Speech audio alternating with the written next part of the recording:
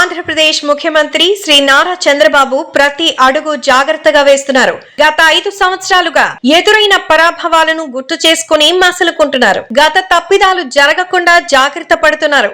ప్రజలు ఇచ్చిన అవకాశాన్ని ఈ రాష్ట్ర ప్రయోజనాల కోసమే ఉపయోగించుకోవాలని భావిస్తున్నారు. ఎట్టి పరిస్థితుల్లో ఏపీని గాడిలో పెట్టాలని స్ట్రాంగ్ గా డిసైడ్ అయ్యారు. తనకు ఏపీ ప్రయోజనాలే ముఖ్యం, వీలైనంత వరకు కేంద్ర ప్రభుత్వంతో పని చేయించుకోవాలని మాత్రమే చూస్తున్నట్టుగా సమాచారం. వాస్తవానికి జాతీయ రాజకీయాల్లో చక్రం తిప్పాలనేదే చంద్రబాబు లక్ష్యం. అయితే అదంతా గతం. 2014లో అధికారంలోకి వచ్చిన తర్వాత ఎన్డీఏలో భాగస్వామ్యంగా ఉండేవారు చంద్రబాబు. ఆ సమయంలో కేంద్రంలో చక్రం తిప్పాలని భావించారు. వారంలో 2 రోజులు ఢిల్లీకంటూ అప్పట్లో చెప్పుకున్నారు కూడా. కానీ ప్రధాని మోదీ వ్యూహం ముందు చంద్రబాబు లక్ష్యం నెరవేరలేదు. ఆ తరువాత ఎన్నికల్లో అధికారం కోల్పోయిన ఆయన 5 ఏళ్ల పాటు పడిన అవస్థలు అన్నీ ఇన్ని కావు. భారీగా మూల్యం చెల్లించుకున్నారు, గుణపాఠాలు నేర్చుకున్నారు.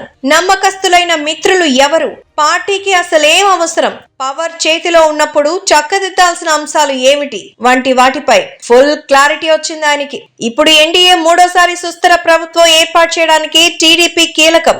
జాతీయ రాజకీయాల్లో చక్రం తిప్పేందుకు కూడా ఇది సరైన సమయం. కానీ ఆ పనికి దూరంగా ఉన్నారు ఆయన. తన ఫోకస్, ప్రయారిటీ అంతా ఏపీ అన్నట్టు వ్యవహరిస్తున్నారు. అయితే అందరూ ఊహిస్తున్నట్టే చంద్రబాబుకు బంపర్ ఆఫర్ ఇచ్చారు కేంద్ర పెద్దలు. లోక్సభ స్పీకర్ పదవి ఆఫర్ చేసినట్టుగా సమాచారం. ఇందుకు గాను కేంద్ర మంత్రి అమిత్ షా నేరుగా చంద్రబాబుకి ఫోన్ చేసినట్టుగా తెలుస్తోంది. కానీ చంద్రబాబు వద్దు అని వారించినట్టుగా సమాచారం. ఇదే విషయాన్ని పార్టీ నేతలతో పంచుకున్నారాయన. వాస్తవానికి ఇప్పుడున్న పరిస్థితుల్లో చంద్రబాబు అడగాలే గాని నో చెప్పలేని స్థితిలో కేంద్ర పెద్దలున్నారు.